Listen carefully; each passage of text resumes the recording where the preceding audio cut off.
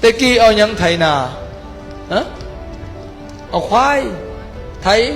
ถไม้มักซบไถมันบอกต่อมาเอาไม่ไถเล็กนี่เอายังไถโหลดบุญยันพิษผีบ่ซะนะเน่เป็นยังบ่อย่าบ่ว่าพิษผีบ่ซะเน่คือปะซะคือบ่เอาห้องกระบองมาใส่คือเก่าอีพ่ออีแม่พาเฮ็ดใส่ยังไฟฟ้า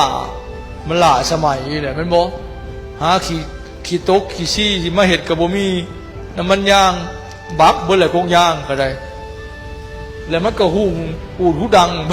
ควันดำควันแดงหุ่งก็บ่หุ่งแห้งเนาะอันนี้แตกละหุ่งบ่โลดดอกเดียวบ่เทื่อนแน่ไม่ใช่พิษผีบ่ซะปลาโฮมกระบองน่ะแน่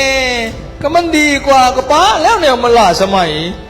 บ่ได้ไปสิว่าโอ้ยอันนั้นก็ฮีอันนี้ก็คล้องก็ซะก็เอากระบองมาไต่คือเก่าอันที่ซะนะเอาควายมาไถนาคือเก่าไปหาขี่ม้าขี่เกวียนล่ะบ่ต้องขี่โลดยันพิษผีนั่นเห็นบ่ฮะเด้ก็ใช่ก็เอากระบองมาไต่นั่นแหละแต่เป็นคนมีปัญญา